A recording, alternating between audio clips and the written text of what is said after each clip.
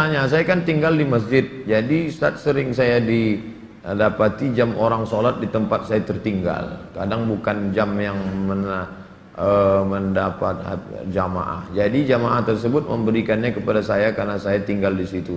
Bagaimana itu Pak Ustaz? Buat pengumuman kehilangan, pernah saya buat nggak ada respon. Sekarang di kamar saya ada 2 jam orang tertinggal. Misalnya saya mau pakai, gimana hukumnya Pak Ustaz?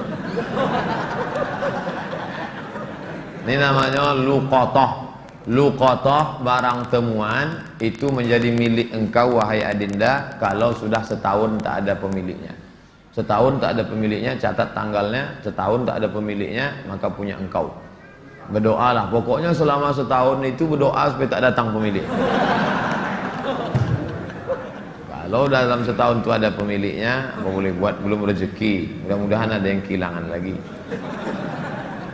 Kenapa sebagian orang tak mau baca Sayyidina dalam salawat Nabi? Apa alasannya? Alasannya karena katanya menambah-nambah.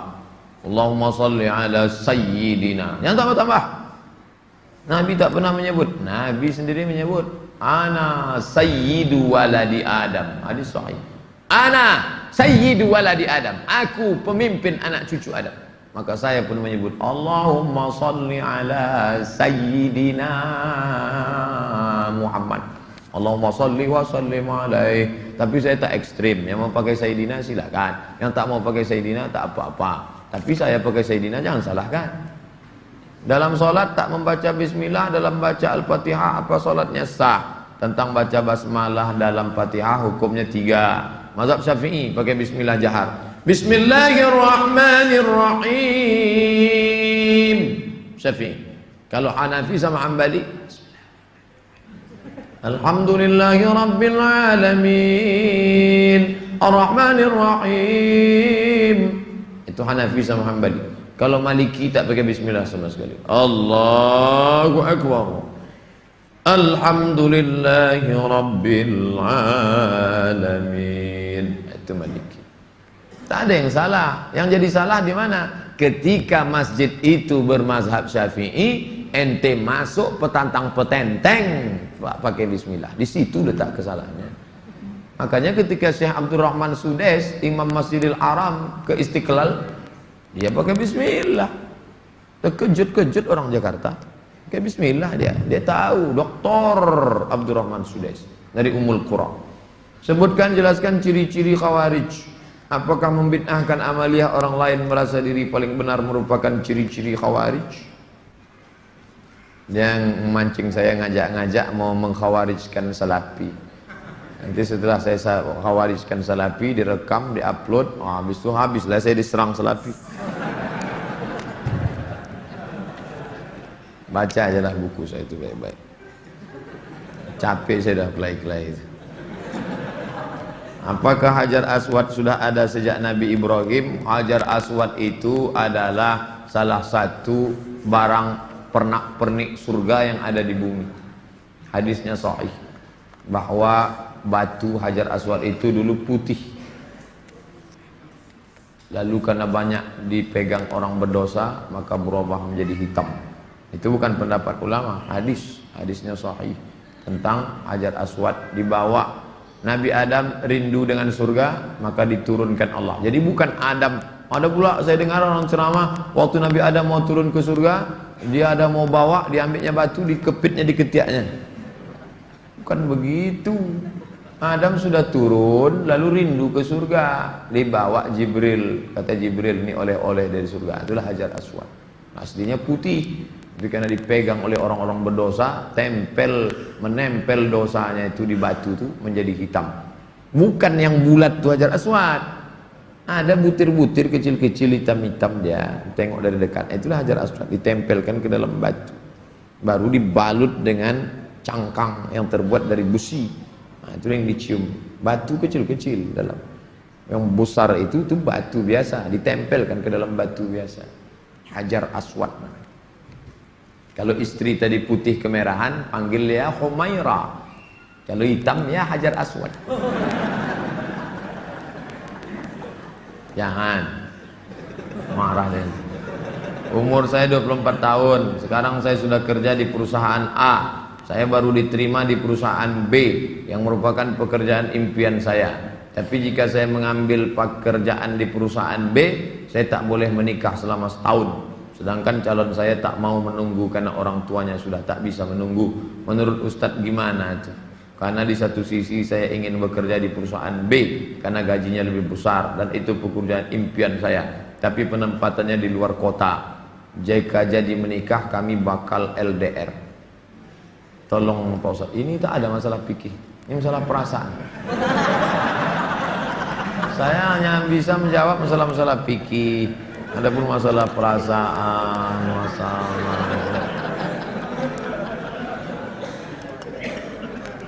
saya yang bisa saya jawab tuh halal, haram, makruh, mubah, rukun, syarat, wajib, sunat, sunat muakkad. Adapun masalah ini baiknya kalian duduklah musyawarah. Adinda, kita menikah ini kan saling pengertian. Aku kuliah pontang-panting mau kerja ini kerja yang paling. Tolonglah kau pahami keadaanku sekarang. Kalau dari awal aja dia tak bisa ngerti kita, gimana setelahnya? Ini belum lagi menikah, main paksa-paksa, tak bisa. Ini dua makhluk yang berbeda. Walaupun sama-sama mau makan telur ayam, yang satu mata sapi, yang satu dadar, bisa berkelahi. Ini harus mengalah. Hari ini aku mata sapi, besok kau dadar. Ya, lama-lama yang mata sapi suka dadar, yang dadar suka mata sapi. Harus begitu. Nah, kan keperasaan juga ujung. Berapa menit setelah berbuka baru azan Pak Ustaz? Waktu azan itulah berbuka. Tengok definisi puasa. Imsakun nafsi, menahan diri, anil mahzurati, dari semua yang membatalkan puasa, min tulu'il fajri, dari terbit fajar. Terbit fajar itu azan subuh, ila ghurubis syamsi, tenggelam matahari, syafaq ahmar, azan maghrib. Hanya saja bagi muazin minum dia dulu. Muazin itu dianjurkan minum dia. Zahabadh dhama'u wa batallatil uruq wa thabatal ajru, baru dia azan. Allahu akbar, Allahu akbar. Nah, itu dah minum tuh. Kalau yang belum minum, Allah, belum minum tuh. Apakah boleh kita makan setelah selesai, setelah Isya masuk? Yang penting batalkan dulu puasanya dengan minum kah, makan buah kah. Jangan makan es, karena usus itu kering. Knalpot yang kering panas disiramkan air es, mengelupas cat-catnya. Begitulah usus kita itu rusak. Maka yang paling bagus orang Mesir, korma kering, bukan korma yang basah, korma kering, pecah-pecah, buang bijinya, masukkan ke dalam, siram pakai air panas. Agak-agak 2 jam menjelang berbuka. Nanti menyatu dia. Nah, diminum. Itu yang paling bagus. Minum kesukaan Nabi, air korma. Minum air korma. Bagus, manis dia, maka usus kita awet. Apakah batal puasa mencicipi gulai untuk merasakan garamnya? Mazhab Hambali mengatakan tak batal, karena dia tak masuk ke rongga, tak masuk ke dalam, hanya di ujung lidah. Di ujung lidah ini ada perasa. Jadi teteskan. Maka tak batal, karena tak masuk. Habis dirasanya gini, habis itu diludahkannya boleh. Tak masuk ke sini, tak masuk. Mazhab Hambali, tapi saya tak mengamalkan. Saya tidak mengamalkan. Ini saya jawab, mana tahu nanti ada ustadz. Saya bilang tak boleh. Tiba-tiba ada ustadz mengatakan, oh tak tahu Ustadz Somad. Saya tahu, tapi saya tak amalkan. Kenapa? Membuka pintu celah. Saya tak menyalahkan Imam Hambali. Orang sekarang imannya tak macam Hambali. Asik mencicip aja dari pagi. Cicip. Ustadz, gimana cara menghafal Quran? Kami dulu aturan di Al-Azhar tidak pakai SKS, kuliah tak SKS, setahun dipaket 14 mata kuliah, 2 juz Al-Quran, tidak pakai SKS, tahun 1, tahun 2, tahun 3, tahun 4, 14, 2 juz. Jadi cara kami sebelum subuh dihafal dulu. Satu halaman, sebelum subuh hafal 1 halaman. Nanti ke masjid, qobliyah subuh baru diulang waktu baca. tahiyatul masjid itu dibaca, maka lama sholatnya karena mengulang setengah, satu rakaat setengah diulang. Tahiyatul masjid, qabliyah subuh, duha, qabliyah zuhur, ba'diyah zuhur, dalam sholat zuhur, qabliyah asar. Nanti asar distorkan ke syekh. Biasanya di tiang-tiang syekh nunggu ngapal. Tapi yang mau menghafal ngantri panjang, nyetorkan hafalan. Tradisi itu tak ada di Pekanbaru. Kalau di Mesir menyetorkan hafalan ngantri menjelang asar sampai maghrib, menyetorkan hafalan setengah juz. 1 hari 2 hari, jadi 20 hari hafal 1 juz, 20 hari. Nah, baru waktu yang lain dipakai untuk menghafal. Ujian tak boleh bawa buku, masuk ke dalam hanya pena saja, bawa kertas tak boleh. Kalau ketahuan mencontek, ditangkap, bisa dicabut, deportasi. Jadi kalau sudah deportasi, putus beasiswa, pulang tak dapat tiket, diusir dari asrama, malu. Karena dulu sebelum berangkat udah kenduri motong kambing. Jadi tekanannya tinggi. Jadi ketika saya pulang, saya terapkan sistem itu, tak boleh nyontek. Semuanya menyontek. Akhirnya saya berpikir, saya gimana supaya saya buat 10 soal. Buat 10 soal, bagi. Boleh nyontek Pak? Silakan. Oh, kok lain soalnya? Baru tahu dia. Saya masih muda Ustadz, ya, kelihatan dari tulisannya. Saya menyukai seorang akhwat. Alhamdulillah. Sempat antum suka ikhwan? Masuk antum yang 144 di. Apa yang harus saya lakukan Pak Ustadz? Kalau untuk meminang sekarang saya tak bisa karena masa kuliah. Saya nggak mau pacaran, tapi saya takut nanti akhwat yang saya suka ini diambil orang. Apa yang harus saya lakukan Pak Ustadz? Antum datang ke orang tuanya, Pak, saya mau minang anak bapaknya. Kapan kau nikah? Ya setelah selesai kuliah lah. Semester berapa sekarang? Baru daftar Pak.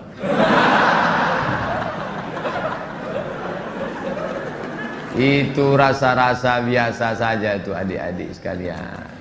Nanti setelah sekalian kuliah, banyak yang lebih cantik, lebih mantap dari itu. Anggap ingin lalu aja. Tak ada. Nanti setelah kalian selesai, banyak yang lebih hebat lagi daripada itu. Maka tundukkan pandangan. Yang gadis-gadis bagus pakai cadar supaya tak nampak laki-laki wajah. Ustadz di mana di Pekanbaru ini tempat belajar tahsin ngaji? Ustadz Hardi LC. Datang ke Tafakuh. Banyak kajian. Jamnya ada. Datang ke kantor Tafakuh depan gedung guru. Dari sini sebelum Purna MTQ, gedung guru sebelah kanan ada perkantoran Sudirman. Di depannya ada karaoke Rosa. Tapi jangan antum masuk ke situ. Kanan karaoke, yang kirinya Tafakuh. Dr. Mustafa Omar. Tanya, ada Ustadz Hardi? Nah, daftar tahsin dengan Ustadz Hardi. Ustadz, Nabi Muhammad tak pernah cukup puasa sebulan pada bulan Sya'ban. Bagaimana kalau puasa bulan Rajab? Tak pernah, tidak pernah cukup puasa. Pernah Nabi. Bulan Sya'ban pernah Nabi sebulan. Karena Rasulullah SAW yasumu Sya'ban kullahu. Kata ulama mana kullahu, pernah dia sebulan. Tapi tidak tiap tahun. Pernah, tapi tidak tiap tahun. Bagaimana dengan Rajab? Rajab bagus. Mana dalil puasa Rajab? Wa minal hurumi fasum. Berpuasalah engkau di bulan-bulan haram. Bulan haram itu Zulqa'dah, Zulhijjah, Muharram, Rajab. Dalilnya umum. Ustadz, gimana biar istiqomah sholat di masjid? Begitu sedengar azan langsung bangkit. Karena waktu azan berkumandang setan lari tunggang langgang. Wa alaiha duratun, sampai terkentut-kentut. Begitu terdengar azan, Allahu Akbar, Allahu Akbar, bangkit langsung berangkat. Jangan antum santai nanti aja lah nunggu iqamat. Oh enggak, langsung berangkat, langsung ke masjid. Intizarus shalah ba'da shalah, menunggu salat. Paksa-paksakan sampai dia mendarah daging sehingga kalau tak salat meleleh air mata antum. Nah, itu baru terasa manisnya salat jamaah. Apa saja penyebab rezeki dihambat Ustaz? Kami sudah kerja potong panting tapi hasilnya selalu kurang, malah hutang tambah banyak. Banyak berdoa kata Nabi pada orang yang dililit utang, Allahumma inni a'udzubika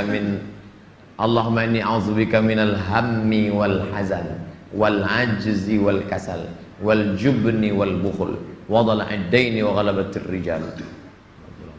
berusaha. Kalau engkau belum diberi Allah, husnuzan pada Allah.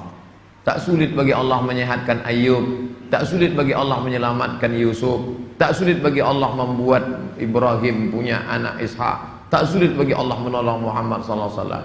Dia hanya ingin menengok engkau terus berusaha dan berdoa. Bagaimana hukumnya dalam perjalanan menuju kajian Ustadz? Kami melaksanakan sholat maghrib di jalan.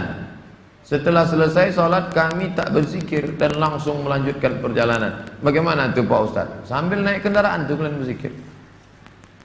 Subhanallah, subhanallah, subhanallah, subhanallah, subhanallah, subhanallah, subhanallah. Alhamdulillah, alhamdulillah, alhamdulillah. Tent, subhanallah. Alladzina yazkuruna Allah qiyaman, berzikir waktu tegak, wa qu'udan, waktu berjalan, waktu duduk, wa ala junubihim, waktu berbaring. Zikir tak boleh putus. Karena mau cepat takut terlambat. Assalamualaikum warahmatullahi wabarakatuh. Tetap ba'diyah rawatib. Habis itu berzikir.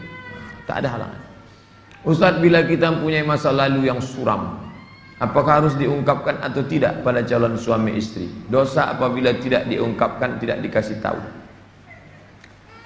Ada keterus-terangan yang membuat hati orang luka.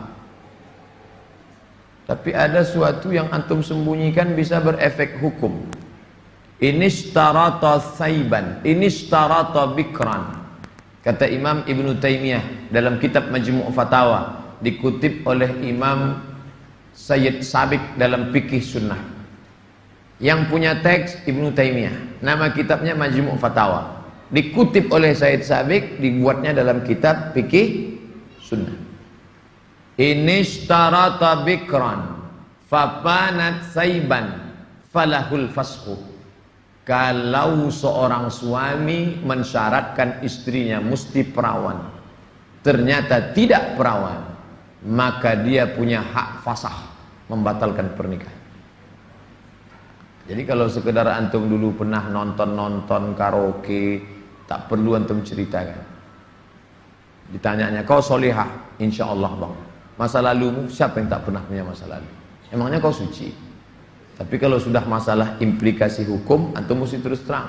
Karena kalau antum bohong, maka dia punya hak fasah. Nah, ini hati-hati. Setelah itu cerita, tapi bahaya juga nih kau cerita dia tak jadi, tak mau. Bukakannya ke yang lain, alamat. Pokoknya gawat lah itu dah. Bila wanita menolak menikah karena alasan menuntut ilmu yang disuruh orang tuanya, bagaimana menurut Pak Ustadz? Kenapa dia tak mau menikah? Ayahnya maksa dia harus selesai S3 baru nikah. S2 23, S3 tambah lagi, S2 25, S3 3 tahun 28. Kau setelah doktor baru boleh menikah. Begitu kata bapaknya. Hadapi bapaknya. Keras bapaknya nih Pak Ustadz. Bapaknya orang apa?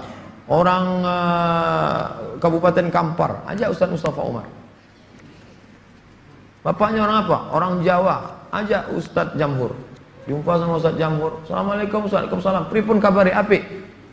Oh, katanya bapak tak mau ngasih anak bapak nikah sama dia. Saya bukan tak mau, itu saya ngasih alasan aja biar tak jadi sama dia. Ini orangnya baik Pak, baik orangnya, sopan. Oh, jadi ada pintu celah masuk ke dia. Bapaknya itu kan manusia, bukan robot. Ada hatinya. Kau sentuh tepat di hatinya, dia akan jadi milikmu untuk selamanya. Sebelumnya mau ucapkan selamat milad ke-40. Bolehkah itu mengucapkan selamat ulang tahun? Saya tak merasa 40.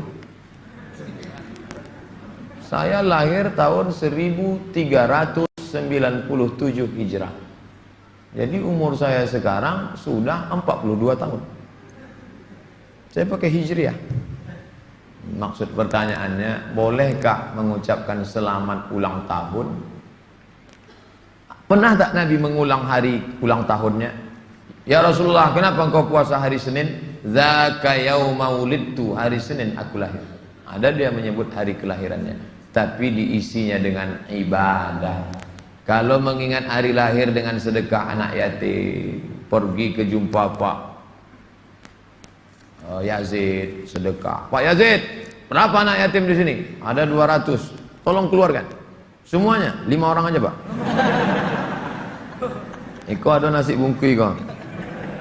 Makan bersama. Dek, makan ya. Adik kenapa tinggal di sini? Ayah saya meninggal. Adik syukur atas nikmat. Tak salah. Tapi kalau dikumpul kawan-kawan, hari ulang tahun, dipecahkan telur ayam, telur itik, telur bebek, dikasih pula ini, diikatkan di tiang listrik, disiram kopi, rupanya ada kabel telanjang, kontak mati. Buat dosa aja gitu. Saya punya teman suka sekali berjudi, sudah berkali-kali saya nasihati, tak juga mau berhenti.